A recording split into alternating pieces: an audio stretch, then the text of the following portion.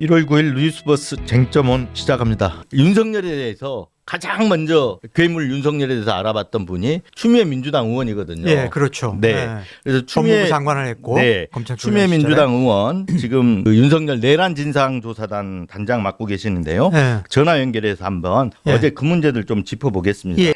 예, 의원님 안녕하세요. 좀 늦었지만 새해 복 많이 받으시고요. 국민들이 근데 이렇게 좀 새해 벽두부터 마음이 편치 않아요. 그건 왜 그런지는 아시죠? 어제 이제 상황 얘기 좀 여쭤보려고 하는데요. 어제 윤석열이 측에서 무슨 태도가 변한 것처럼 사전 구속 영장을 청구하면 응하겠다. 이렇게 얘기를 했어요. 그동안에는 공수처의 내란죄 수사가 위법이다. 이런 얘기를 하더니 조금 태도가 바뀐 듯한데 김한 전술로는 보입니다. 어떤 의도가 있고 왜 그랬을까요? 사전 구속 영장이 청구되면 응하겠다라고 하지만 제가 볼 때는 응할 가능성은 별로 없고요. 그런 네. 말을 하는 것은 아마도 검찰로 넘어가거나 하면은 이 안가 등을 통해서 네. 그러니까 출석하지 아니하고 검찰에 출석하지 아니하고 방문 조사를 시도할 가능성이 좀 있습니다. 그러니까 뭐 역시 사전 구속 영장도 일단 법정에 출석해야 되고 자발적으로 출석하지 않을 때는 인치를 해야 되거든요. 구인하고 그다음에 구금하는 단계가 이제 구속 집행인 건데 그런 것을 하기 싫다라는 거부인 것이고요. 그러니까 좀 타협이 가능한 그런 좀 찾으려고 하는 거죠. 겉으로는 뭔가 응하는 척 하면서 체포영장 집행에 이 시간을 늦춰보려는 이런 의도라고 이렇게 볼 수가 있겠네요. 그렇죠. 그러니까 체포를 불발시키기 위해서 네. 관저 주변에 여러 저지선을 겹겹이 쌓아놓고 있고요. 또 경호처를 통해서 경호 인력들을 배치를 해놓고 나름의 체포 당하지 않으려는 만반의 준비를 하고 있는 상태에서 이제 체포가 불발이 되도록 유도를 하고 또 체포가 불발이 되면은 사전 구속영장이 오는 경우에는 사실은 사전 구속영장을 막으려는 법리적인 검토를 나름 깨를 내가지고 마치 출석할 것처럼 구속의 필요성이 없다는 식으로 아마 주장도 할 것 같습니다. 네. 그러니까 지금 불구속 작전을 지금 계속 펴는 것 같다는 느낌이 드는 거죠. 그렇죠. 네. 그런데 한 가지는 또 관할 법원을 갖다가 서부지방법원에서 적법하게 체포영장이 발부가 됐는데도 자꾸 서울중앙지법을 고집하는 이유는 뭘까요? 그것도 뭐 거기 서부지방법원 영장이 잘못됐다라고 이의제기하고 했지만 네. 그것도 기각이 됐고요. 이유 없다. 그 주장들이 모두 다 그렇게 됐음에도 불구하고 또 서울지방법원 관할을 요구하는 것은 아무래도 그쪽이 본인들이 타협을 보기에는 좀 더 쉽다 이렇게 네. 생각하는 것 같아요. 시간 끌기에 또 그 어떤 명분이 된다고 보는 거죠, 지금. 이제 그 영장 쇼핑을 내란범이 마음대로 하고 있다 이렇게 비판을 하는 거죠. 그건 터무니없는 거잖아요, 사실은. 내란 수계 피의자가 법원을 이 법원에다 저 법원에다 하는 것 자체가 굉장히 오만스럽고 이게 무슨 자기가 왕인 것처럼 지금 하는 그런 행태를 보이는 거잖아요. 네, 그렇습니다. 그러니까 지금 뭐 내란 수계만 지금 체포를 거부하고 있는 거죠. 구속 집행이 안 된 채로. 그 만약에 체포가 되면 조사받을 때 묵비를 하겠다 그러는데 그렇다고 해도 큰 조사의 차질은 없겠죠? 거의 차질이 없을 것 같고요. 네. 김용 공소장이 공개가 됐는데 김용현 피고인의 그 공소장을 보면은 거의 뭐 윤석열에 대한 언급이 많고요.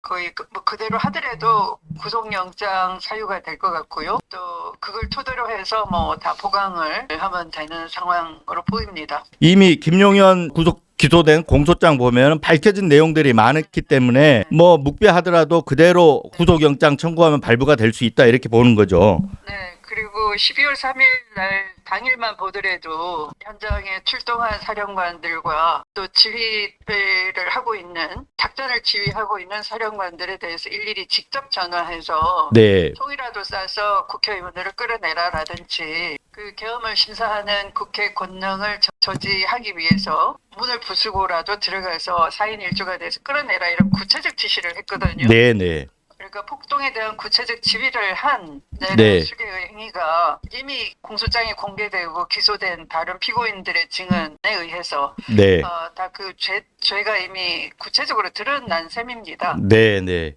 그래서 뭐 그 출석을 묵비하더라도. 그래도 그 기소하는 데는 지장이 없는 상태로 보입니다. 그 혹시 이제 어제 윤석열 측의 주장은 그 진술들이 그 내란 주요 임무 종사 혐의로 다 구속 기소됐던 부하들 그 진술들이 오염됐다 이런 주장을 이제 하고 나왔는데 혹시 비화폰을 사용했다지만 녹음이나 녹취 이런 것들이 국조특위 내란 진상조사 국조특위 과정에서 나올 가능성도 있는 건가요? 있을 수 있습니다. 네. 또 국정조사에서도 그 증거물에 대해서는 보일 수가 있는 거고요. 네. 그런데 이제 수사 중이라는 이유로 안 낼 수도 있는 거지만 그 뭐 녹음 그 자체는 모르겠습니다만 일단 네. 여러 메모나 뭐 기록들 뭐 예를 들면 노상원의 수첩이라든가 뭐 이런 것들은 다 나올 수가 있는 거죠. 그러니까 제3자의 문서 같은 경우에는 수사기관이 작성한 문서가 아닌 이상은 수사 중이라는 이유로 국정조사에 안 낼 방법은 없을 것 같고요. 그러면 그 다음 주 이제 국정조사가 본격 시작이 되는데 국정조사에서 집중적으로 좀 핵심으로 이렇게 좀 집중적으로 파헤쳐야 될 부분이 있다 그러면 어떤 부분일까요? 우선은 내란의 동기가 되겠는데요. 이것은 뭐 때문에 내란을 했느냐 하는 것은 장기적으로는 내란의 목적과 결부돼서 영구 집권을 획책했다라는 측면이 하나 있는 것 같고요. 또 하나 내란의 직접적인 동기는 최근에 그 명태균 녹취에서 어제도 뭐 뉴스타파에서 공개를 했지만 김건희와 윤석열이 함께 나눈 카톡 대화방이 있었습니다. 네네, 그게 털렸죠. 네네.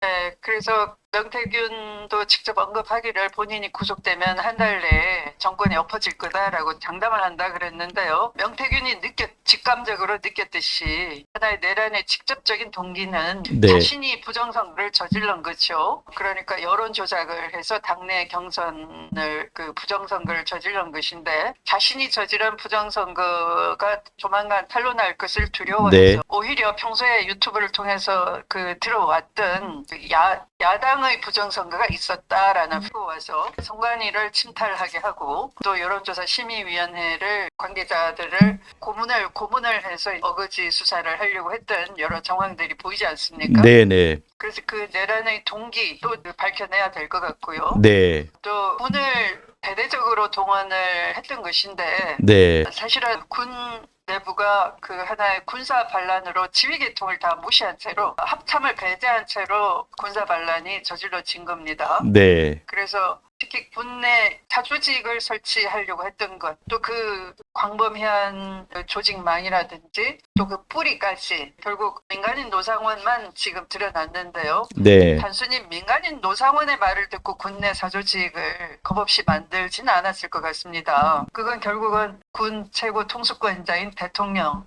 또는 대통령을 움직일 수 있는 대통령의 부인과도 연관이 있지 않는다면 민간인 노상원의 말만 듣고서 그렇게 군내 사조직을 꾸렸다라고 보기는 굉장히 어렵습니다. 이게 네. 그 군내 그 방첩 계엄사에 둔 군내 사조직은 1대, 2대, 3대 해가지고 체계별로 구성을 해놓고 인사명령지까지 만들어 둔 건데 결국 그 계엄을 국회가 해제하니까 그걸 실행은 못 나갔던 거거든요. 이로는 그런 것들이 이제 밝혀진다면 특히 HID 부대라는 것은 일반 지휘 계통을 받는 게 아니고요. 참인한 조직을 통한 지휘를 받는 게 아니고 이것은 군 통수권자의 결심이 있어야 되는 것이고 그 결심에 따른 전략적인 판단이 있어야지 HID가 움직이는 거거든요. 그렇다면은 그것은 그 결국은 윤석열 부부와 연결이 돼 있을 수밖에 없는 겁니다. 군내 사조직 속에 함께 하려고 했던 HID 이것은 NSC를 통한 지휘 계통을 받는 것인데 NSC를 또 움직이는 것은 군 통수권자이고 군 통수권자는 혼자서 그런 판단을 하기보다는 모든 것이 부인에 의한 결심을 하는 과정 경로를 밟았기 때문에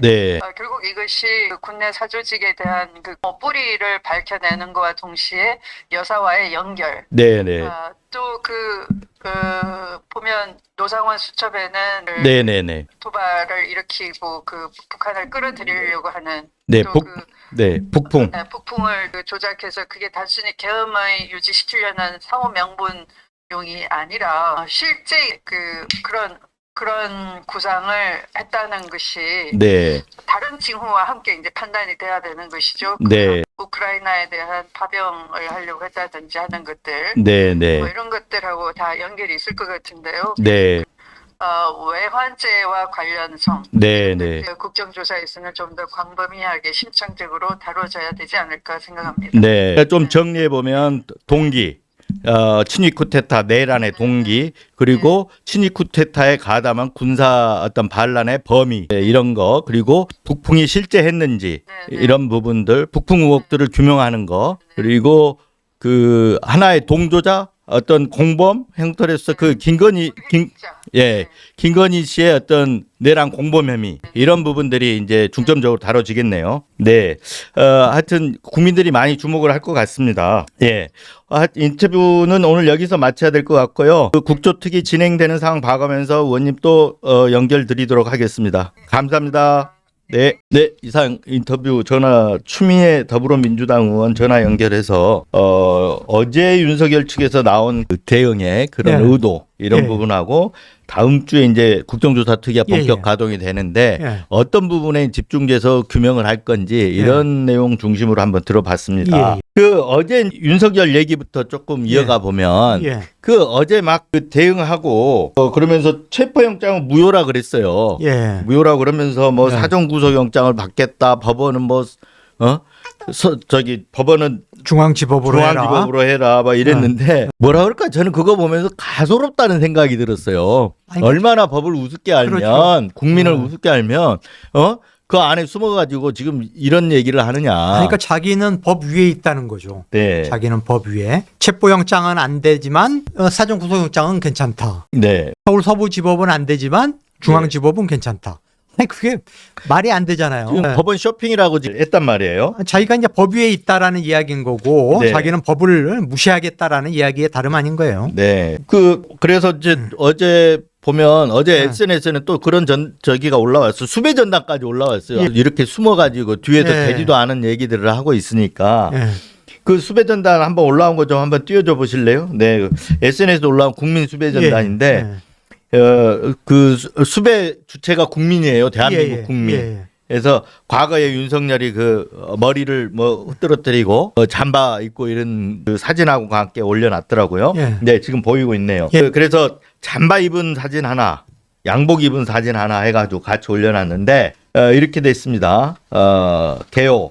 2024년 12월 3일 22시 30분경 국헌문란 목적 내란을 일으켰다는 혐의로 수사하기 위해 건경이 출석을 요구하고 있으나 관저에 숨어서 낳고 있음. 이렇게 해서 수배가 지금 돼 있는데 사실 안 나타나면 수배라도 해야죠 국민이. 그렇죠. 네, 수배해서 왜 그러냐면 윤석열이 지금 바깥에서 관저에 있는 한은 내란이 지금 끝나지 않은 거거든요. 내란이 진행되고 있는 거거든요. 그렇죠. 네, 그렇기 때문에 하루라도 빨리 이게 윤석열을 체포 구금해야만이 이게 전국의 불확실성도 제거가 되는 거고 오히려 전국이 더 안정이 되는 거죠. 그렇죠. 하여튼 오늘 저녁부터 지금 내일까지 체포 작전이 진행될 걸로 지금 보이는 거죠. 그 안에. 네. 국민들이 지금 다 관심을 갖고 지금 거기 한남동 관저로 지금 굉장히 주목하고 있는 상황이죠. 그런데 이제 윤석열 군원과 관련해서 오늘 아침 중앙일보 보면 윤석열을 만난 인사가 전한 내용을 보면 술은 몇 주째 안 먹는다 이렇게 나와 있어요. 그런데 믿을만 합니까? 아니 그걸 뭐 말로야 뭐 그렇게 이야기하겠죠. 자기가 이런 국면에 지금 수사기관의 체포가 초읽기에 들어간 이 순간에 지금도 뭐 매일 폭탄주 20잔씩은 하고 자요라고 이야기할 수는 없잖아요. 네, 그거 한번 좀 띄워줘 보세요. 만평 한겨레 만평 보여주시면 근거니도 못 믿는 거예요. 예, 만평 보면 끊긴 뭘 끊어 뭐 이런 거거든요. 끊었다 우리. 그러니까 뭐 윤상현 의원이 됐던 뭐 정진석이 됐던 일단 관저로 이제 찾아간 끈들한테 당연히 나 지금 몇 주째 술 끊었어. 지금 상황이 지금 어떤데 내가 술 먹고 있을 수 있어? 뭐 이런 식으로 이야기를 했겠죠. 입만 열면 거짓말. 이 만평 보시면 입만 열면 어제도 얘기했잖아요. 입 열면 다 거짓말이라고. 근데 그걸 김건희도 똑같이 아는 거예요. 입만 열면 거짓말. 그렇죠. 그러니까 이제 술도 끊고 해서 뭐 있다는데 액면 그대로 믿을 수가 없죠. 네.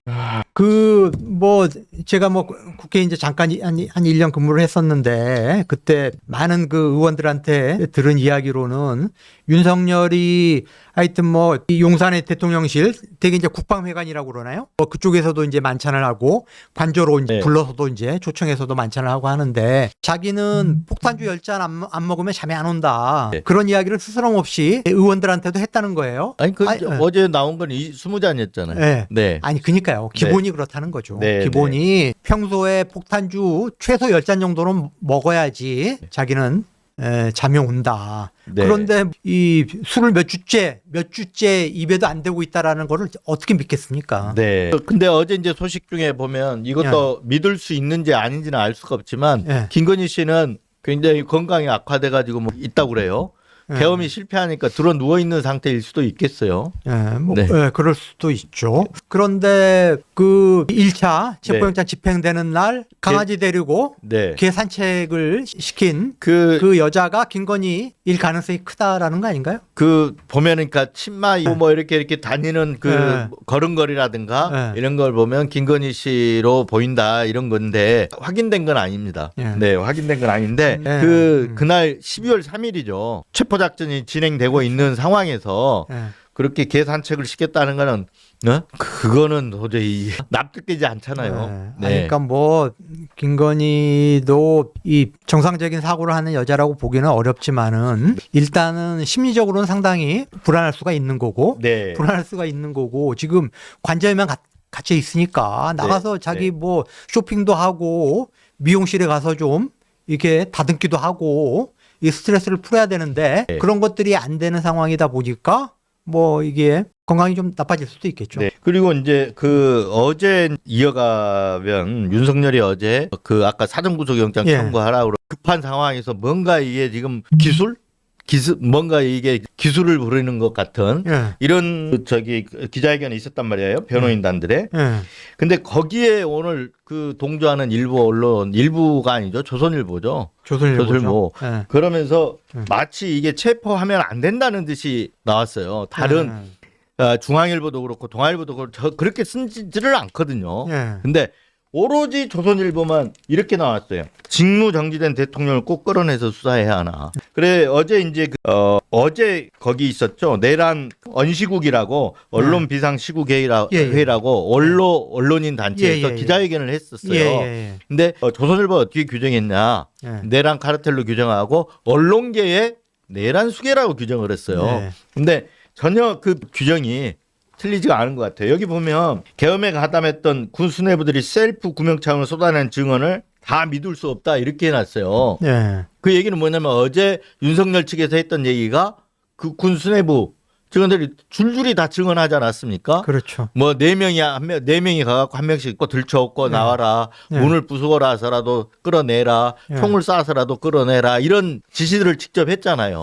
그 진술들을 했는데 그 진술 자체가 오염됐다라는 게 지금 어제 윤석열 측 주장인데 다 믿을 수 없다, 다는 믿을 수 없다 이런 식으로 조선일보가 써놨어요. 네. 그리고 나서 똑같아요. 공수처의 내란죄 수사권이 없고 법원이 발부한 체포영장에 이런저런 문제점이 있다는 대통령 측 주장도 나름대로 타당성이 있다 그랬어요. 타당성이 있다 그랬어요. 뭐가 타당한지는 모르겠는데 타당성이 하나도 없는데 타당성이 있다 그랬어요. 그래서 내가 중앙일보는 또 어떻게 중앙일보를 보면 이렇게 윤 대통령의 부적절한 주장이라고 돼 있거든요. 아니 중앙일보도 이렇게 부적절한 주장이라고 그러고 다 그러는데도 불구하고 조선일보만 오히려 윤일병 구하기, 윤석열 구하기를 하고 있는데 이건 결국은 내란 동조 행위다.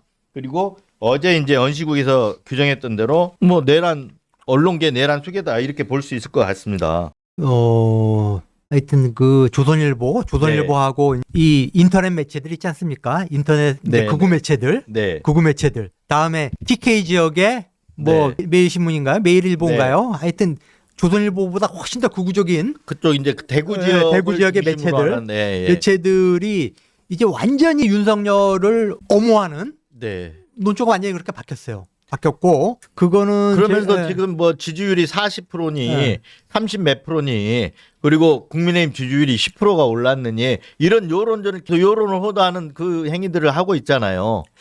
아니 그러니까 윤석열이가 저렇게 지금 한 달이 넘도록 법의 심판을 받지 않고 법에 저항하면서 법 위에 군림하는 그 행태를 보이니까 태극기를 비롯한 극우들이 가세를 하고 TK 지역의 또 보수 언론들이 가세를 하고 네. 조선일보하고 인터넷에 이제 극우 매체들까지 지금 가세를 해가지고 지금 극우가 지금 이 똘똘 뭉쳐서 네. 윤석열을 지금 엄호하는 네. 이런 식의 지금 전선이 형성이 돼 있어요. 그리고 걔네들 생각은 그거예요. 무조건 정권을 빼앗겨서는 안 된다. 아무리 윤석열이 잘못을 했고 윤석열 정부가 개판을 쳤고 우리 이직들이 이 괴물 같은 놈을 대통령으로 네. 이렇게 임명해가지고 나라를 개판으로 만들었어도 절대 정권은 못 내준다. 네, 네. 완전히 지금 이런 식으로 지금 전선을 만들어가고 있어요. 네. 그걸 아니까 지금 저 안에서 저 공성전 그렇죠. 이렇게 또 요새화 만들어가지고 예. 버티면서 그래서 오히려 지금 대통령실이나 여기에는 언론 메시지 예. 이 담당하는 사람들이 굉장히 바쁘다는 거 아니에요? 예. 지금 여론 작업하는 거예요. 여론 호도하는 작업을 하는 예. 거죠. 그리고 언론들이 또 여기에 가세해가지고 그거 가서 하고 있잖아요. 그리고 보니까 어제도 저희가 그 한국평판여론연구소인가요? 네. 고성국과 극우 유튜버와 연계된 이 여론조사가 사실상 100% 조작이다라는 걸 네. 우리가 이야기를 했는데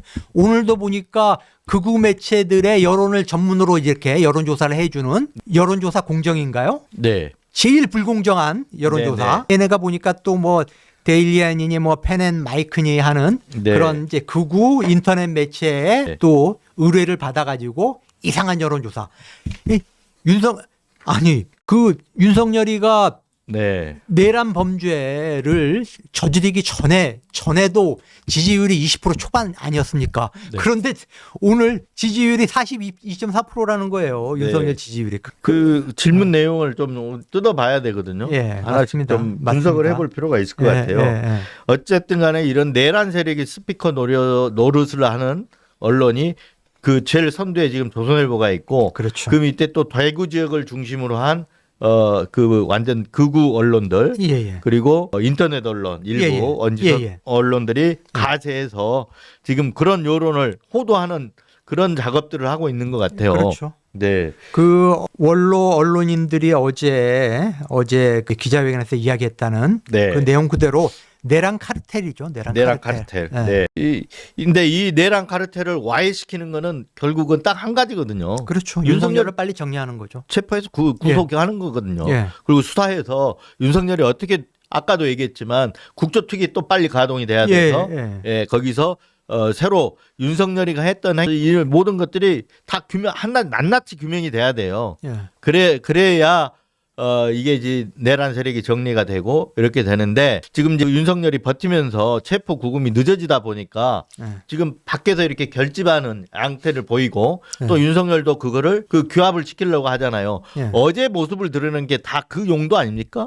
그렇죠. 네, 나 건재하다. 예. 그래서 바깥에 모여서 나를 지켜라. 이 얘기를 지금 메시지를 던진 거잖아요. 그렇죠.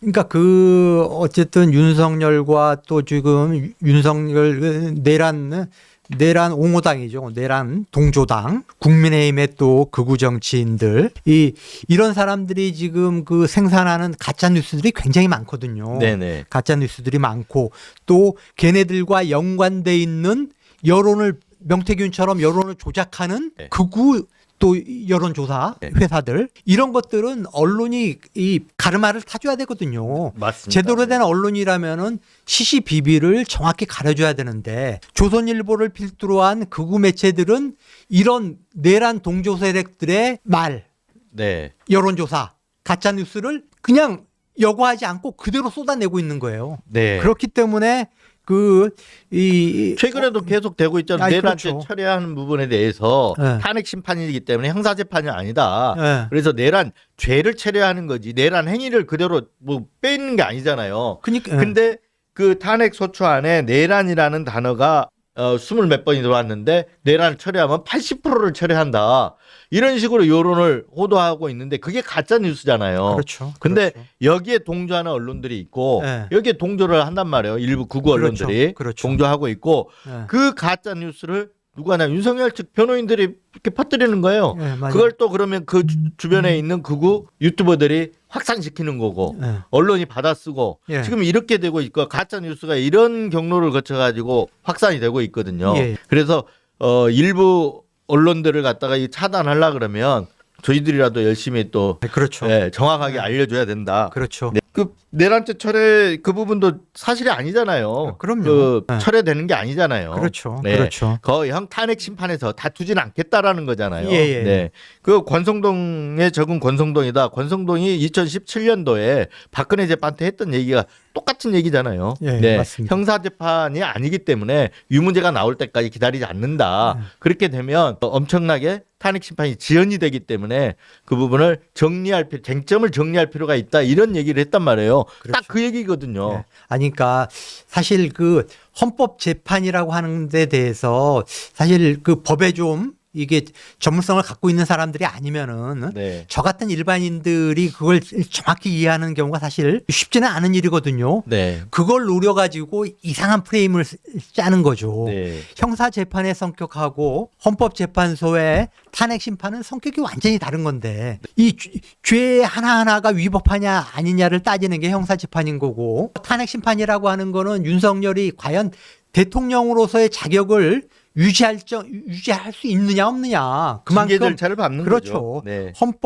헌법을 중대하게 위배했느냐 안 했느냐 그걸 네. 이제 따지는 거거든요. 네. 그렇게 성격이 판이한 건데 그거를 마치 내란죄라고 하는 굉장히 중요한 행위를 아예 헌법재판관들이 이 따져보지 않는 것처럼 제외시켜 버린 것처럼 프레임을 짜가지고 네. 지금 이 공격을 해야 되는 거죠. 네. 윤석열만 지금 아까 내란 카르텔 얘기했는데 윤석열이 지금 한남동 관저에 있고 네. 바깥에서는 지금 윤석열 구하기를 조선일보가 또 하고 있고 예, 예. 그런데 또 윤석열 구하기를 또 구하려고 하는 예. 그런 행태를 보이는 사람 최상목 권한대행이잖아요. 네. 어제도 또 얘기를 했어요. 예, 어제도. 네. 하여튼 이해할 수가 없는데 어제 한 얘기는 그거잖아요. 어제 한 얘기도 물리적 충돌이 일어나지 않도록 만전을 기해달라 뭐 이런 네. 건데 기계적 중립을 뭐 지키는 듯 하면서 사실은 공수처 보고 영장 집행하지 말라 이렇게 제동을 거는 거잖아요. 하니까 1차 체포영장 집행 때도 경호처가 완강히 저항을 했고 네. 경호처 직원들이 거기에 그 군하고 경찰까지도 지금 동원하려고 그런 거 아닙니까? 그리고 군인들은 사실상 동원을 했다는 거잖아요. 네. 이 경호처에서는 뭐 초반에 정문에만 좀 이렇게 배치했다가 그 영장이 집행되는 과정에서는 후손으로 뺐다라고 주장을 하는데 네. 경찰이 채증한 사진에는 네. 그 어린 군인들이 계급장을 뗀 채 검은 패딩을 입고 네. 모자 쓰고 마스크를 쓰고 그 인간 장벽을 두른데 동원이 됐다는 거 아닙니까? 경찰 체정한 대로 하면 사실 그 군사 반란이거든요. 아니, 그렇죠. 군대를 동원한 거기 때문에. 그렇죠. 네. 그래서 거기서도 또 이제 그 영장을 집행하려고 하는 공수처 검사 수사관 다음에 경찰 네. 인력과 몸싸움이 몇 차례 있었다는 거고 예. 그러면은 2차 집행은 훨씬 더 강도가 셀 수밖에 없어요. 네, 그 지금 요새화된 한남동 관저를 뚫고 들어가 가지고 경호 200명 300명 되는 경호처 요원들의 그 건장한 체격에 네. 경호처 요원들의 인간 장벽을 뚫고 윤석열의 신병을 확보하기 위해서는 물리적 충돌이 일어날 가능성도 있거든요. 네. 있는데 물리적 충돌 없이 자중해라 하는 거는 2차 체포영장 집행하지 말라는 얘기랑 똑같은 거예요. 그러니까 최상목 대행이 해야 할 얘기는 경호처 보고 영장 집행에 협조하라. 그렇죠. 이 명령을 해야 되는 거예요. 그렇죠. 그래야만이 물리적 충돌이 없는 거잖아요. 네, 네. 근데 오히려 물리적 충돌이 지금 오히려 물리적 충돌을 방치하는 것과 똑같아요. 네, 맞습니다. 네. 그래서 이제 그런 점 때문에 경찰이 체포 작전을 들어가면 굉장히 압도적으로 예. 뭐 경호처 요원 200명이다 그러면 예. 4배 5배가 들어갈 거예요. 예. 그래서 한 명씩 4명이 한 명씩 얻고 나오라 그랬잖아요, 윤석열이가. 예. 그 작전을 그대로 할 거예요. 그렇죠. 네. 그러니까 압도적 숫자에서 압도적으로 그리고 어떤 물량, 장비 이런 것에서 그 기세를 꺾는 정도로 이렇게 투입이 돼야 되잖아요. 그렇죠. 그래야 물리적 충돌이 없는 거거든요. 그렇죠. 네. 지금 아마 그런 치밀하게 그런 작전들을 지금 준비하고 있을 걸로 예. 예상이 됩니다. 예. 네. 그런데 어제 또 재밌는 거는 최상목이 대통령 권한 대행으로 정작 해야 될 그런 경호처는 방치하면서 예. 하면서 인사권은 행사하겠다는 취지로 얘기를 했어요. 네. 그러니까 폼나는 거는 자기가 행사하겠다는 거잖아요, 권한을. 윤석열이 있을 때 인사권 그 공공기관장들이 많이 비어 있었잖아요. 예. 그렇죠. 근데 윤석열이 있을 때 비어 있었어도 아무 지장이 없거든요. 예. 예. 물론 앉힐 때 앉혀야 되지만 지장이 없는데 최상목이 갑자기 공공기관장 인사를 하겠다라는 거거든요. 이거는 인사권을 통해서 자기의 어떤 이 권한 이거를 확인하겠다 이런 취지 아닌가요? 그렇죠. 그 한덕수 총리가 권한대행 탄핵 소추안 의결되기 전에 일부 공공기관장 인사를 했어요. 네. 그게 제가 이 뉴스를 봤는데 환경부하고 해수부의 이제 고위 관료 출신들 네. 이제 퇴직한 그 사람들을 산하 공공기관장에 임명을 했더라고요. 네네. 임명을 했는데 자기가 적극적으로 인사권을 행사한 거죠. 네. 인사를 한 거고 최상목이도 고위 공무원들하고 네. 하여튼 공공기관 인사를 하겠다. 그리고 이 국무위원들한테 해라. 내가 장관들 인사권 최대한 보장할 테니까 네. 해라. 네. 근데 생각해 보십시오. 한덕수는 국회에서 추천한 국회에서 사실상 실질적인 임명권을 행사한 헌법재판관 3명의 임명을 거부를 했어요. 네. 자기는 공공기관장 인사권을 행사하면서 그게 실질적인 인사권이거든요. 네. 그러면서 형식적인 제가만 하는 형식적인 네. 임명권은 포기를 했어요.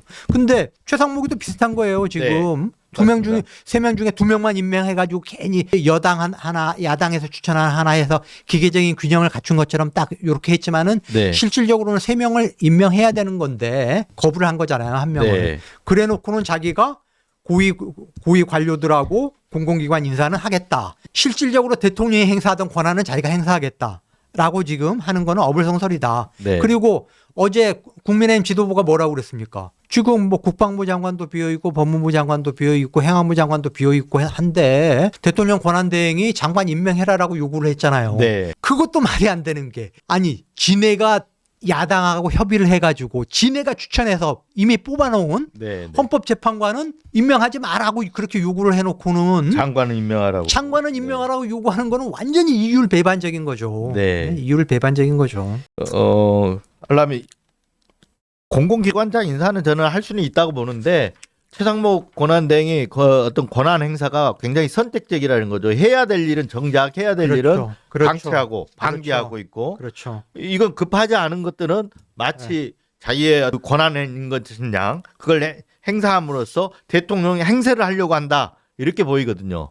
그러니까 야권도 딜레마고 사실 우리 국민들도 딜레마인 게 지금 이 정치적으로 혼란하다 보니까 혼란한 상황이다 보니까 지금 대외 신인도도 하락하고 지금 금융시장도 불안하고 수출 내수 지금 어느 하나 할 것 없이 지금 살얼음판 위를 걷고 있는 상황이거든요. 네. 그러다 보니까 지금 경제부총리가 대통령 권한 대행을 하고 있는데 마음에는 안 들지만 또 저 사람마저 또 탄핵하면은 또 경제가 더 추락하는 거 아니냐라는 네. 그런 걱정 때문에 이러지도 못하고 저러지도 못하고 어떻게 보면은 최상목한테 볼모로 잡혀 있는 네. 우리 지금 국민들과 정치권이 볼모로 잡혀 있는 딜레마 상황이에요. 딜레마 상황. 그리고 이제 그 본인이 기재부 장관도 해야 되고 국무총리도 대행해야 되고 대통령 권한도 대행해야 되기 때문에 이런 걸 내세워서 지금 조직을 되게 강화한다고 들었어요. 그리고 최상목은 누구보다도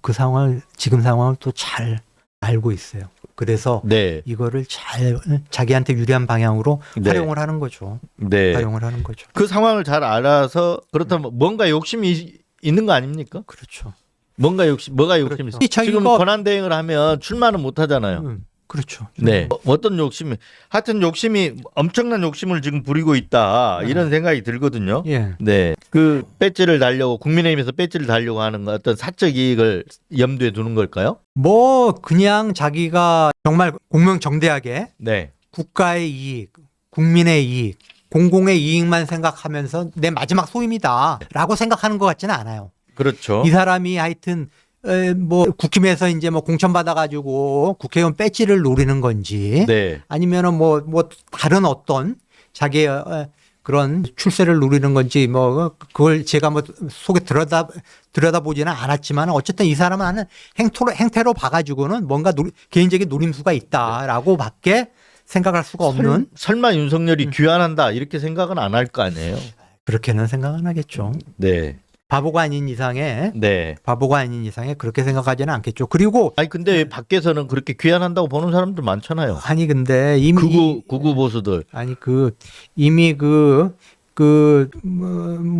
뭡니까 무슨 뭐 외부 인사들 외부 네네. 전문가들하고 모인 그 경제 관련 회의에서 이야기를 했잖아요. 네. 탄핵은 불가피하다. 네. 탄핵은 네. 이미 우리가 이 노무현 전 대통령, 박근혜 전 대통령 지금 세 네. 번째인데 네. 그걸 지켜본 사람이면은 아니 박근혜 8년 전에 박근혜 전 대통령은 지금 이 윤석열에 비하면은 정말 10분의 1 정도 될까 네. 하는 그러한 혐의로도 탄핵이 됐는데 윤석열이 탄핵된다라고 하는 거를 최상목이가 박근혜도 어마어마했어요. 국정농단이 어마어마했는데 네. 윤석열이 비할 바가 못 된다라는 그렇죠. 거죠. 네. 아니 그렇죠. 그렇기 때문에 최상목이가 뭐 하여튼 이 오랫동안 경제 관료로서 이렇게 이누치 저누치 보면서 지금 자리에까지 온 사람이기 때문에 윤석열은 100% 탄핵된다라고 자기도 이제 네. 많은 사람들한테 이야기를 한 거죠. 자기 생각을. 네. 이 내란 카르텔 또 한 축이 또 권성동 의원 아닙니까? 윤핵관. 그렇죠. 근데 어제 의원총회에서 어제 쌍특검법이 재표결에 붙여졌다가 둘 다 부결돼 버렸어요. 예. 네. 근데 이제 좀 고무적인 일은 내란 특검법 같은 경우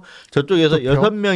6명 정도가 지금 반란표가 있었던 거죠. 투표가 근데 투표가 모자랐죠. 부족했어요. 그래서 예. 찬성 198, 예. 반대 101, 예. 무효 1표. 예. 이렇게 됐단 말이에요. 예. 김건희 특검법은 4표가 부족한 거죠. 예. 4표가 부족했던 거고.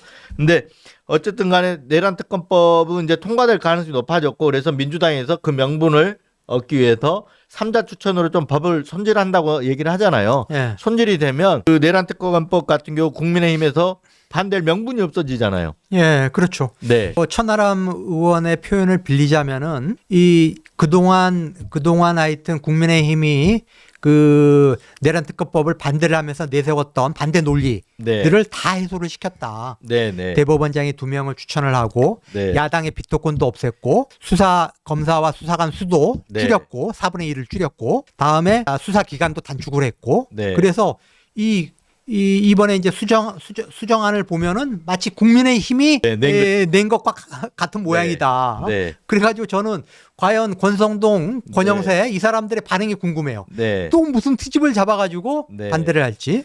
지난번에 그런 전력이 있었잖아요. 한동훈이 최상병 특검법 때, 최혜병 특검법 때 제3자 추천하면 하겠다 그랬다가 나중에 입 씻어버렸잖아요. 예. 그런 전력이 있어요. 애들이 지금 권성동, 권영세 지도부가 어떻게 나올지 이건 좀 지켜봐야 되거든요. 근데 반대할 명분은 다 제거해버린 거잖아요. 그렇죠. 지금. 반대할 네. 명분은 제거를 했고 국민의힘 내부에서도 내란 특검법은 받아야 되는 거 아니냐. 조금 수정안을 논의하자 여야 간에 네. 라는 의견들이 제기가 되는 상태였기 때문에 네. 만약에 또 트집을 잡아가지고 그것까지 지도부에서 또 당론으로 네. 반대하자라고 몰고 가면은 저는 어느 정도는 좀 내부에서 논란이 있을 거고 네. 다음에 표결에서도 이제 2표 남았는데 네. 가결될 가능성도 있다. 아니 그리고 또 하나 짚어야 될 게 어제 그 쌍특검법 표결을 앞두고 권성동 원내대표가 그 이전에 그 비상계엄 그 해제 표결에 들어갔던 의원들 네. 그 얘기 다음에 다음에 그 탄핵 소추안에 찬성했던 의원들을 네. 협박을 하고 찾아다니면서 자기가 나가라 그랬잖아요. 너 당문 따라라. 네. 라면서 협박을 하고 특히 김상욱 의원 초선 의원이죠. 네. 울산 지역구고 변호사 출신 김상욱 의원한테는 너 탈당해라. 네. 당에서 나가라. 왜 그렇게 계속 당론을 안 따르냐라고 당에서 나가라고 이제 네. 겁박을 하는 네. 그런 일이 벌어졌죠. 그 국회법에 보면 국회의원은 헌법과 양심에 따라서 의견을 의사 표현할 투표할 자유를 가진다 이렇게 돼 있거든요. 그렇죠. 네. 그렇죠. 그래서 하여튼 김상욱 의원이 아니 내가 주장하는 게 그 정통 보수 정당에서 주장하는 보수의 네. 가치다. 보수의 가치다. 자유민주주의, 시장 경제 질서, 법치주의. 내가 네. 그거를 주장하고 있는데 국민의힘 내부에서 그런 보수의 가치를 주장하는 국회의원이 몇 명 안 된다고 그래가지고 그걸 쫓아내는 게 그게 메카시즘이고 네. 그게 말이 되느냐. 지난 7일날 김상욱 의원이 한 신문하고 인터뷰에서 이런 얘기를 했다 그래요. 전두환과 똑같은 통치 행위를 하려 하고 예. 전두환을 추종했던 사람들과 똑같은 모습이다. 예. 이게 이제 윤석열과 국민의힘을 갖다가 전두환 추종 세력, 전두환 이게 비교를 한 거잖아요. 네. 비유한 거잖아요. 여기에 국민의힘이 다 지금 발끈했다라는 거거든요. 아니 뭘 발끈을 해요. 그러게요. 사실을 얘기한 거잖아요. 아니 전두환이 만든 네. 위성정당 민주정의당 민정당의 후손이 자기네들 아닙니까? 민정당이 전두환의 쿠데타를 찬성하고 전두환을 옹호하고 그 5공화국의 그 철권 통치를 지네들이 뒷받침했듯이 지금 윤석열의 내란 범죄를 옹호하고 윤석열을 지키겠다고 하고 윤석열의 탄핵에 반대하면서 지금 전두환 옹호하는 민정당이랑 100% 똑같은 행태를 하고 있잖아요. 네. 그걸 지적한 자기네 보수정당 의원을 왜 탈당하라고 그럽니까? 지네가 해산을 해야죠. 정당을 해산하고 지네가 다 국회의원을 그만둬야 돼요. 친윤계가 아닌 쪽에서는 지나가는 소가 웃을 일이다 막 이런 비판을 하잖아요. 네.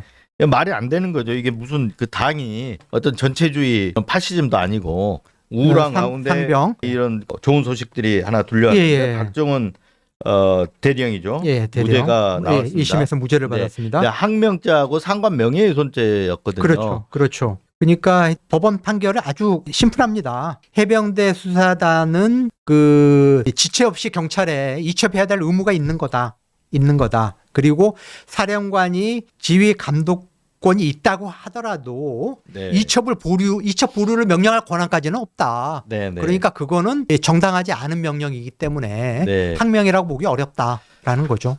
당연히 애초부터 이 얘기가 있었거든요. 당연히 경찰이 이첩해줘야 되는 거거든요. 그렇죠. 그건 절차적으로 규정이 있기 때문에 그 규정을 그대로 따른 것뿐인데 그런 거고 그리고 지휘감독권 해라 말라 이런 지휘감독권 해병대 사령관에게 없다 이 얘기잖아요. 그래서 항명이 아니다 이런 취지로 이제 무죄 선고가 됐는데 사실은 이 항명죄가 왜 나왔냐?